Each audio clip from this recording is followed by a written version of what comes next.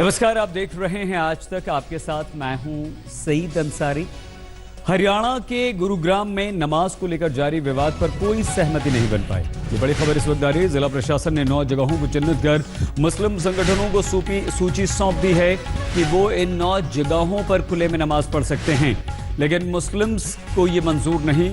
मुस्लिम संगठनों का कहना है कि शहर की 100 जगहों पर अब तक लोग शांतिपूर्ण ढंग से नमाज पढ़ रहे थे। ऐसे में सिर्फ 9 जगहों पर समेटना मुश्किल है। गौरतलब है, पिछले दिनों एक वीडियो वायरल हुआ था जिसमें गुरुग्राम के सेक्टर 52 में नमाज पढ़ रहे लोगों को कुछ लोग हटा रहे थे। इसके बाद से इस मुद्दे को सुलझाने के लिए पिछले 4-5 दिनों से जिला प्रशासन, हिंदू मुस्लिम संगठनों के बीच बातचीत का सिलसिला चल रहा था। अब प्रशासन ने 9 जगह पर नमाज पढ़ने की इजाजत दी है।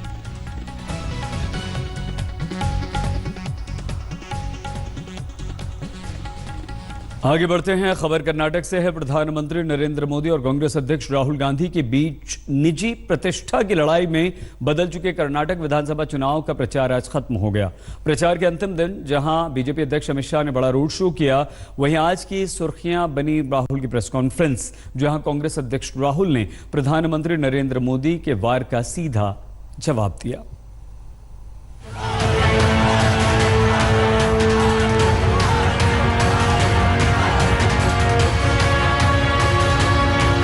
कर्नाटक के विधानसभा चुनाव प्रचार का आखिरी दिन था और कांग्रेस अध्यक्ष राहुल गांधी ने पीएम मोदी और बीजेपी के सारे आरोपों का जवाब देने के लिए प्रेस कॉन्फ्रेंस का मंच चुना। आप इस चुनाव अभियान के दरमियान कर्नाटक में आपको जो भाषा पसंद हो उस भाषा में, हिंदी बोल सके तो हिंदी, अंग्रेजी बोल सके तो अंग्रेजी, आपकी माताजी की मातृभाषा बोल सके तो मातृभाषा, 15 मिनट कर्नाटक की जनता के सामने बोल दीजिए। My mother is Italian. My mother has also lived larger part of her life in India. She's more Indian than many Indian people I see. My mother has sacrificed for this country.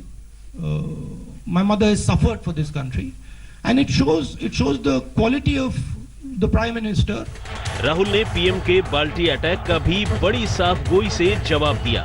लेकिन आपने देखा होगा, गांव में एक आध दबांग होता है, सरफरा होता है, यूं छाती करके निकल के आता है और बाकियों की बाल्टियों को दूर करके खुद की बाल्टी सबसे पहले रख देता है और टैंकर का पानी पर उसी का हक है, सबसे पहले ले लेता है। Mr. Modi has anger inside him, and he's got anger for everybody, not only for me. I am a lightning rod of that anger. I attract that anger because he sees a threat from me. Rahul ने कहा कि PM Modi जिन सवालों का जवाब नहीं दे पाते वो मुद्दे को भटका देते हैं। राहुल ने मंदिर और मठों की अपनी यात्रा पर हुए कटाक्ष पर भी करारा जवाब दिया। I don't think they understand the meaning of the term Hindu, because the term Hindu is a perspective, it's a viewpoint, and it is something that is in the heart, it is imbibed, and it lives with you throughout. So that statement, election Hindu, is a demonstration of how they view their religion. I don't view my religion like that. प्रचार खत्म होने से पहले BJP अध्यक्ष Amit Shah press से मुखातिब हुए। राहुल पर सवाल उठा तो सुनिए उनका जवाब। अब राहुल गांधी से हम लोगों को ये बातें सुनने मिल रही, बड़ा आनंद आता है और कुछ नहीं है इसमें। आप लोग भी आनंद लीजिए। शाह का जवाब हो या राहुल को लेकर पीएम मोदी के भाषण, रणनीति साफ है कि बीजेपी राहुल को गंभीर प्रतिद्वंदी के रूप में प्रोजेक्ट होने नहीं देना चाहती। अब फैसला सुनाने की बारी कर्नाटक की जनता की है। बेंगलुरु से नागार्जुन द्वारकानाथ के साथ आज तक ब्यूरो। 28 मई को उत्तर प्रदेश के कैराना में लोकसभा चुनाव है। आज बीजेपी की तरफ से मृगांका सिंह ने शामली कलेक्ट्रेट में अपना नामांकन दाखिल कर दिया है। मृगांका कैराना के पूर्व सांसद स्वर्गीय हुकम सिंह की बेटी हैं। हुकम सिंह के निधन की वजह से ये सीट खाली हुई है। आज नामांकन का अंतिम दिन था। मृगांका का मुकाबला आरएलडी की तबस्सुम हसन से है, जिन्हें समाजवादी पार्टी, बहुजन समाज पार्टी और कांग्रेस का समर्थन हासिल है। सीधा मुकाबला होने के बावजूद आज तक से बातचीत में मृगांका सिंह ने कहा कि उन्हें चुनाव जीतने में कोई मुश्किल नहीं होगी। मुश्किल तो कुछ नहीं है, क्योंकि प्रदेश में भी 1 वर्ष से योगी जी की सरकार है और उसकी जन कल्याणकारी योजनाएं जो संदेश जनता में दे रही हैं वो बहुत ही सकारात्मक है। इसलिए ऐसा सच कोई चुनौती नहीं है। और ये जो महागठबंधन है, कैराना का मतदाता इसका आशय भी समझ रहा है और इसके पीछे छुपा हुआ स्वार्थ भी जान रहा है। भाजपा ही इस चुनाव में जीतेगी। ये परिणाम आपको 31 तारीख में मिलेगा। भ्रष्टाचार के खिलाफ युद्ध छेड़ने वाले दिल्ली के मुख्यमंत्री अरविंद केजरीवाल को आज तगड़ा झटका लगा है। भ्रष्टाचार के आरोप में एसीबी ने केजरीवाल के साढ़ू के बेटे को गिरफ्तार किया है। आप देख सकते हैं एंटी करप्शन ब्रांच ने जो आरोपी है केजरीवाल के रिश्तेदार विनय बंसल को गिरफ्तार किया। और जिस तस्वीर से अरविंद केजरीवाल बचना चाह रहे थे, आखिरकार वो सामने आ गई। उनके स्वर्गीय साढ़ू सुरेंद्र बंसल के बेटे विनय बंसल को कथित पीडब्ल्यूडी घोटाले में एसीबी ने गुरुवार सुबह गिरफ्तार कर लिया। 8 मई 2017 को जब एफआईआर दर्ज हुई थी तो उसमें केजरीवाल के साढ़ू यानी विनय बंसल के पिता सुरेंद्र बंसल का नाम भी था, लेकिन दिल का दौरा पड़ने से उनकी मौत हो गई। विनय अपने पिता सुरेंद्र बंसल की कंपनी रेनू कंस्ट्रक्शन में पार्टनर थे। नॉर्थ वेस्ट में करनाल रोड पर बकौली गांव है, वहाँ का ये टेंडर था और वहाँ हम लोग भी वहाँ पर अपनी टीम के साथ गए। तो आज तक हमें मतलब ये नहीं पता चल पाया कि कौन सा नाला है जो बंसल साहब ये रेनू कंस्ट्रक्शन को इसका टेंडर दिया गया। जी, रेनू सुरेंद्र बंसल की कंपनी रेनू कंस्ट्रक्शन पर आरोप है कि पीडब्ल्यूडी विभाग ने रोड और सीवर से संबंधित कामों के लिए कंपनी को फायदा पहुंचाने के लिए गलत तरीके से कॉन्ट्रैक्ट दिया और कंपनी ने गबन किया। रेनू कंस्ट्रक्शन को टेंडर करनाल रोड पर बकौली विलेज में नाले बनाने और उनको चौड़ा करने के लिए दिया गया था। बताया जाता है कि पूछताछ में विनय बंसल संतोषजनक जवाब नहीं दे पाए। इसी आधार पर एसीबी ने उन्हें गिरफ्तार कर लिया। एसीबी सही रास्ते पे चल रही है, बाकी अन्य मामलों में भी सीबीआई और ईडी अपने रास्तों में चल रही है। तो मेरे को लगता है लालू का मॉडल कॉपी किया है, लालू जहां पर है वहीं पहुंचेंगे। कपिल मिश्रा सीधे सीधे निशाना साध रहे हैं तो मनोज तिवारी इशारों में तंज कस रहे हैं। कितनी विलंबी रात हो लेकिन भोर तो होनी है, और कितने छुपा लो पाप मगर शोर तो होनी है। जाहिर है आरोप संगीन है। आम आदमी पार्टी बैकफुट पर है। अब उस आदमी के गुजरने के बाद 1 साल बाद आपने उसके बेटे को आधी रात को उठा लिया और कह दिया साहब भ्रष्टाचार हो गया, अरविंद केजरीवाल बहुत बड़ा भ्रष्टाचार कर रहे हैं। क्या भ्रष्टाचार हुआ है, किसने पैसे कमाए हैं और किस जरिए से कमाए हैं, इसके बारे में नहीं कहा जा रहा। करप्शन के खिलाफ मोर्चा खोलकर केजरीवाल दिल्ली की सत्ता में काबिज हुए। ऐसे में करप्शन के आरोपों में रिश्तेदार का फंसना केजरीवाल के लिए किसी झटके से कम नहीं। इस मामले में जिस एनजीओ की तरफ से कंप्लेंट दाखिल की थी उनका साफ साफ कहना था कि ना तो कोई काम हुआ था और जो बिल जनरेट किए गए थे वो भी फिक्टिशियस थे। जाहिर तौर पर ऐसे में बड़ा घोटाला है और अरविंद केजरीवाल के रोल को भी उसकी भी जांच होनी चाहिए। तमाम आरोप लगाए जा रहे हैं। कैमरामैन विपिन के साथ चिराग गोठी, दिल्ली आज तक। उत्तर प्रदेश के इलाहाबाद में आज एक वकील की हत्या पर जमकर हंगामा हुआ। वकील सड़कों पर उतर आए और देखते ही देखते रोडवेज की एक बस में आग भी लगा दी। सड़कों पर धू धू कर जलती हुई बस, वकीलों और पुलिस का जमावड़ा। तस्वीर इलाहाबाद की है, जहां दिन दहाड़े एक वकील की हत्या पर बवाल मच गया। साथी की हत्या से उत्तेजित वकील विरोध में कचहरी और एसएसपी दफ्तर के पास हंगामे पर उतर आए। रोडवेज की ये बस उसी गुस्से की आग में जल गई।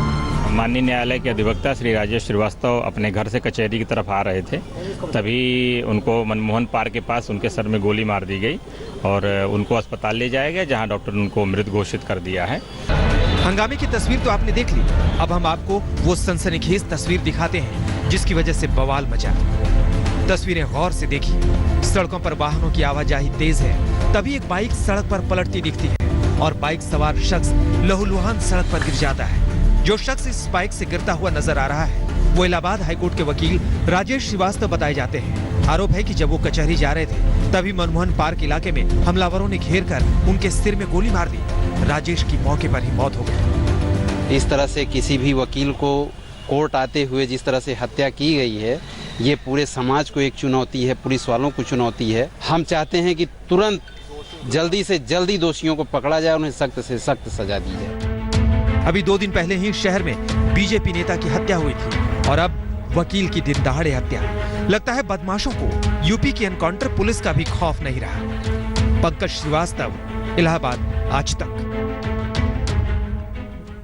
एक तरफ योगी सरकार भ्रष्टाचार पर अंकुश लगाने की बात कर रही है तो दूसरी तरफ बीजेपी के विधायक ही भ्रष्टाचार की शिकायत कर रहे हैं। आगरा उत्तर से बीजेपी के विधायक जगन प्रसाद गर्ग ने नगर निगम में बढ़ती कमीशनखोरी को लेकर एक चिट्ठी लिख दी है। इस चिट्ठी में उन्होंने आरोप लगाया है कि नगर निगम के कार्यों में 27% का कमीशन लिया जा रहा है। विधायक गर्ग का आरोप है कि पहले यहां 15% कमीशन लिया जाता था, जो बढ़कर अब 27% हो गया है। 15 से बढ़कर 27% कमीशन अब लिया जा रहा है। जगन गर्ग का ये बीजेपी पर ही अपनी ही सरकार पर सनसनी खेज आरोप। अभी ये 27% कमीशन ले रहे हो, ठेकेदार को भी अपना चाहिए प्रॉफिट और भी खर्चे हैं उसके, तो क्या काम होगा?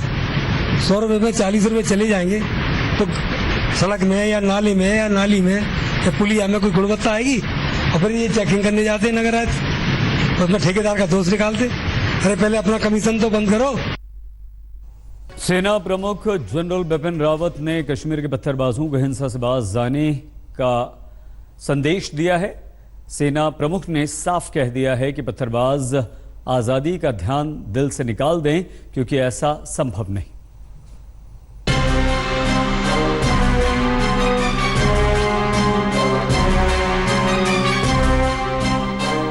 पत्थर और गोली के दम पर कश्मीर को हिंदुस्तान से अलग करने का ख्वाब देखने वालों को आर्मी चीफ ने कड़ी चेतावनी दी है। एक इंटरव्यू में आर्मी चीफ ने कहा, बंदूक उठाने वालों और मासूम युवाओं को आजादी के नाम पर झूठे सपने दिखाने वालों को मैं कहना चाहता हूं कि इस रास्ते पर जाने से कुछ मिलने वाला नहीं। मैं युवाओं को कहना चाहता हूं कि ऐसे लोग आपको भड़का रहे हैं। कश्मीरी युवाओं को कह रहा हूं, आजादी संभव नहीं है, ऐसा नहीं होने वाला। दूसरों के भड़काने पर गलत रास्ते पर न जाएं। सेना के जवानों और निर्दोष लोगों के खिलाफ जंग छेड़ने वाले इन ताकतों को आर्मी चीफ ने दो टूक कहा कि हिंदुस्तान की फौज से लड़कर ये जीत नहीं पाएंगे। जवानों पर पत्थर फेंकना कोई रास्ता नहीं है। हमें किसी को मारकर खुशी नहीं मिलती। आप आर्मी के साथ संघर्ष करेंगे तो सुरक्षा बल भी बदले में वार करेंगे। आर्मी चीफ का ये इंटरव्यू ऐसे वक्त आया है जब जम्मू कश्मीर की सीएम महबूबा मुफ्ती रमजान और अमरनाथ यात्रा के बहाने भारत सरकार से एक तरफा युद्ध विराम घोषित करने की मांग कर रही है। देखिए, पहली बात तो ये जो आप सीज फायर की बात कर रहे हैं, सीज फायर दो मुल्कों के बीच में होता है, ना कि टेररिस्ट और सेना के बीच में। तो एक जो ये वर्ड जो इस्तेमाल किया गया है, मैं समझता हूँ ये ठीक नहीं है। सीज फायर पाकिस्तान और जो पहली बार 2003 या 2002 में जो हुआ था, उस टाइम वो दो प्रधानमंत्रियों के बीच में बातचीत होने के बाद में डीजीएमओज ने उसको तय किया था, और वो सीज फायर था पाकिस्तान और इंडिया के बीच में। लेकिन टेररिस्ट के साथ में, हाँ, ये बड़ा पाक महीना है, इसके अंदर हम क्या करते हैं, मैं कोर कमांडर रहा हूँ 15 कोर का, हम यकीन करते हैं कि हम जो हमारे ऑपरेशंस हैं वो पीपल फ्रेंडली हों, वो मिनिमम फोर्स के तहत किए जाएं, हम जो पॉपुलेशन है उसको कोई इनकन्वीनियंस ना करें, ताकि वो अपनी जो उनके रिचुअल्स हैं वो उनको अदा कर सकें। ये बहुत ज़रूरी है। हमारे लोग हैं, कश्मीर के लोग हमारे लोग हैं, तो उनकी 12 मई शनिवार यानी कि परसों आरजेडी अध्यक्ष लालू प्रसाद यादव के बेटे और पूर्व मंत्री तेज प्रताप यादव की शादी है। घर में जश्न शुरू हो चुका है। तेज प्रताप की शादी पूर्व मंत्री चंद्रिका राय की बेटी ऐश्वर्य से हो रही है। ऐश्वर्य की मेहंदी की रस्म में बुधवार की रात तेजस्वी और उनकी बहनों ने जम। विक्रांत गुप्ता हमारे स्पोर्ट्स एडिटर आगे होंगे आपके साथ। देखते रहिए आज तक।